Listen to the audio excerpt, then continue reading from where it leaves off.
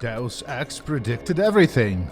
Or did it? Many individuals, including myself, get exposed to various philosophical and political concepts via popular culture. As a kid, I loved reading and rereading Frank Herbert's Dune. I spent, frankly, an irresponsible amount of hours playing Brian Reynolds' Alpha Centauri. That will sound kind of cringe, but this was basically my introduction to philosophy, made me realize just how much abstract ideas can affect the world. Deus Ex is another old game with a bunch of ideas. It's all in the numbers. For 100 years, there's been a conspiracy of plutocrats against ordinary people. You have a single fact to back that up? Oh, we'll get to you. Being a cyberpunk adventure set in the near-ish future, the game makes a number of predictions about what the state of the world would be, and supposedly a good number of those came true. But that's cheating. Deus Ex is a game about the haves trying to fuck over the have-nots, and this conversation is evergreen. These sort of predictions are always true. Well, let's dive right in. Why contain it? Let it spill over into the schools and churches. Let the bodies pile up in the streets. In the end, they'll beg us to save them. In the Deus Ex fiction, mankind is ravaged by an artificial plague called the Great Death. The plague is technically not a real disease. It's a bunch of tiny robots. They can't even replicate by themselves. They need to be manufactured. A corporate entity belonging to billionaire Bob Page makes both the Great Death and the cure. But did you know that there is a pandemic in real life? COVID-19 is possibly the most studied virus in existence, and no evidence of its artificial origin was ever discovered. And instead of a bunch of rich conspirators trying to cull the population, the governments are making an effort to vaccinate as many people as possible. In some instances, they provide benefits or even direct payments to the individuals who take it. When I mentioned that we could put him on the priority list for the ambrosia vaccine, he was so willing it was almost pathetic. However, vaccine mercantilism, or leveraging access to the cure for political and economic benefits, is absolutely a thing in real life, and Deus Ex was on point there. The world's first COVID vaccine was the Russian Sputnik V. V stands for victory over the coronavirus. The vaccine is actually really effective, and this is confirmed by independent studies. In order to make Sputnik competitive as an export, the state-controlled media embarked on an aggressive anti-vax campaign, both at home and abroad, attempting to discredit foreign vaccines. These will kill you, or they will turn you into a monkey. The plan backfired spectacularly, accidentally making the country the anti-vax capital of the world. As of the time of writing, the disease kills over 1,000 Russians a day, and that's just fake government statistics. Who knows what the real figure is? In terms of excess deaths, COVID killed more Russians than the war in Iraq killed Iraqis, and the count keeps climbing. Soon, it will be comparable to the historical famines.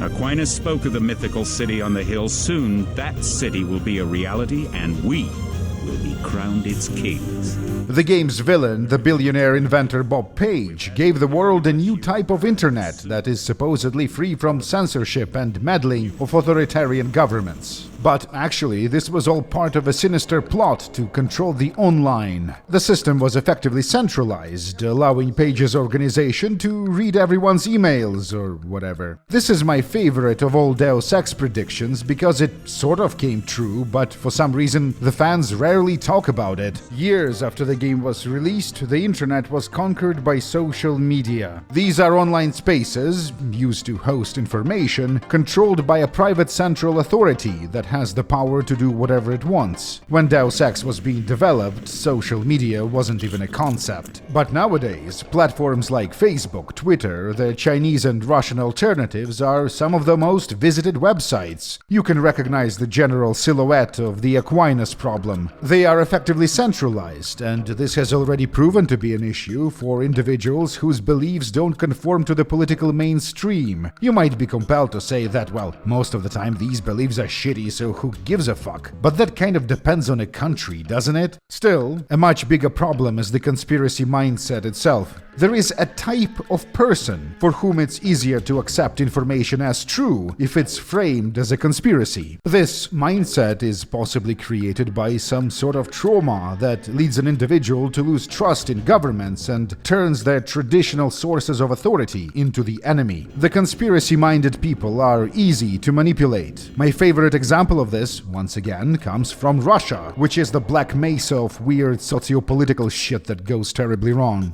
I spill my drink. The Telegram social network allows for a greater degree of anonymity and privacy, making it really popular in this part of the world. In Telegram, there is a collection of pages, or channels like they're called, that supposedly offer their readers a sneak peek at the Kremlin backstage. Become privy to secrets, confidential information that the powers that be don't want you to know. Some of these channels have hundreds of thousands of subscribers, but when a group of independent researchers uncovered facts about the corrupt Russian defense minister by investigating the actual Kremlin backstage, they found out that the owners of the truth-seeking channels would refuse to publish the information. Most of these appear to be government-run, or rather run by government-affiliated private entities. Interpassivity is a state of passivity in the presence of the potential interactivity. Not unlike capitalism sells you anti-capitalism, the government sells you anti-government, in strictly controlled doses, of course. This is gonna make a great story.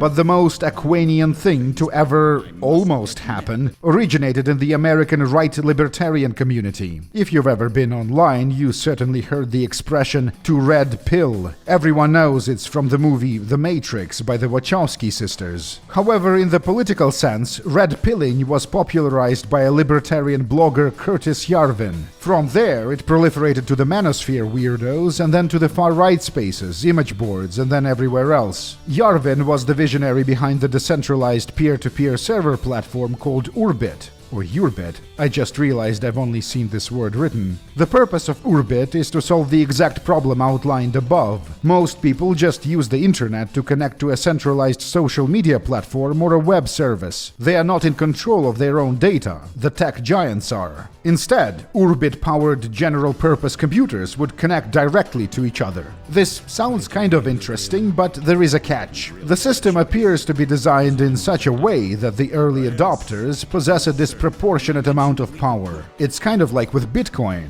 About 40% of Bitcoin is held by 1,000 or so users, so when one of the whales makes a move, it creates waves. Billionaire Peter Thiel, the guy behind PayPal, put money into Urbit. Interesting. But I'm not qualified to speculate on if the project has a future or not. I'm a prototype of a much larger system. The Urbit OS launched in March of last year. So you have your own private echelon system. Mr. Denton, your pilot is waiting.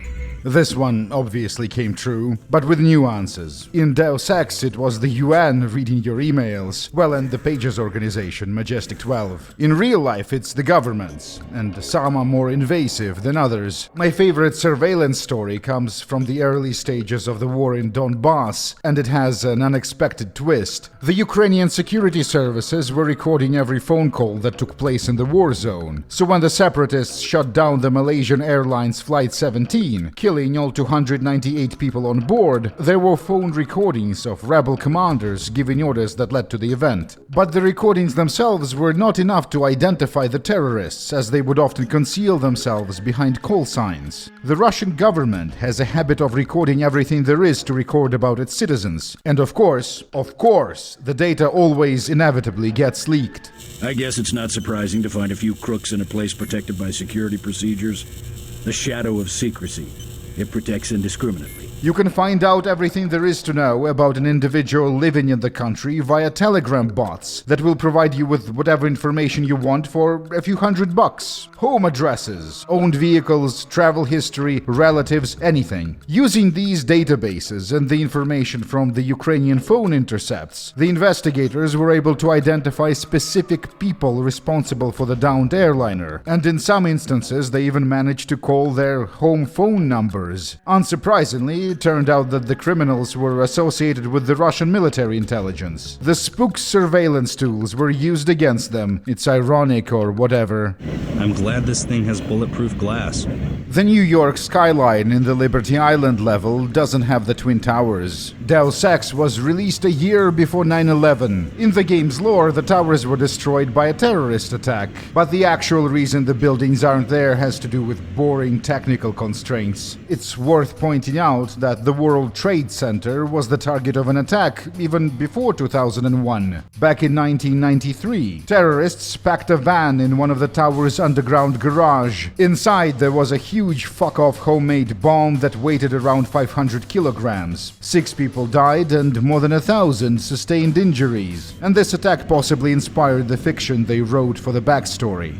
Some of us will be heroes. The rest of us will walk away on both legs. I think the game's most accurate prediction comes in how terrorism operates in the story, says Sheldon Pacotti, the lead author of Deus Ex, as quoted in this Kotaku article. From the mission ideas to the way characters strategize and explain themselves, the game dramatizes the idea that 21st century war will be waged with symbolic acts. Before September 11, the notion that terrorists would destroy a major landmark like the Statue of Liberty seemed far-fetched, but now it's clear that modern wars are TV shows where both sides compete to write the script. PR has always been a part of war, but the 24-hour news cycle and the internet has made it almost the primary battlefield. The nerds from California want you to think that war never changes, but war changes all the time, most recently with the invention of the smartphone. That sure made war a lot less abstract for many people. I doubt that during the conflict in Vietnam, the Americans and the Vietnamese would send each other pictures of their dead children with their insides out, but this is something commonly witnessed in Donbass and in Syria. We'll start again. Live in villages. If you receive this, if you survive, then find us. Find us! The bad man of Deus Ex resides in an underground facility below Area 51. The AQUINAS hub, the Star Trek replicators, the AI, all kinds of cutting-edge technology is centralized in this supposedly secure place. Another character, Chinese scientist Tracer Tong, wants you to blow it up, destroying the internet and enabling the Dark Age ending. For some reason, Tong believes that this would lead to some sort of a primitivist future without advanced technology, where people would live in villages and smaller city-states. I have no idea why he thinks that or what is the mechanism that would potentiate such a future, but I still kind of like this ending because it's fun to listen to Tong being excited about something. Interesting that in the less popular PS2 version they changed the cutscenes a little. A lot, actually. As the facility blows up and JC probably gets atomized, Tong decides it's a good time to begin explaining what his actual vision is, something about small government. And perhaps you've seen individuals expressing the neo-Dark Age primitivist ideas in real life. There is some actual theory behind it. Unabomber Kaczynski and his manifesto, or the writings of Finnish ecologist Pentti Linkola. There are a lot of arguments against returning to a more primitive state of civilization. Primitivism ends when the tooth pain begins. But my favorite argument has to do with nutrition. It's like this. Children need to consume enough food in order to properly develop, with a healthy diet enhancing physical and mental abilities. Tons of research into this, unfortunately. People from more primitive societies were not like us but with a different aesthetic and challenges. Not at all. Instead, they were physically weaker, smaller, less sharp in the head, and possibly even less conventionally good looking. I don't imagine this is what the primitivists want or even expect. However, Ton is not Linkola. He doesn't want to return all the way, just a little. But how primitive are we talking about? Something to keep in mind is that there is some evidence that even the so-called second world countries could not provide a sufficient nutritional base to the masses. Mutualism, not primitivism, okay? Number 1. In 1945, corporations paid 50% of federal taxes. Now they pay about 5%. Number 2. In 1900, 90% of Americans were self-employed. Now it's about 2%. I thought a lot about how to tackle this because I really don't like to be condescending and shitty to people. Strengthen governments and corporations, weaken individuals.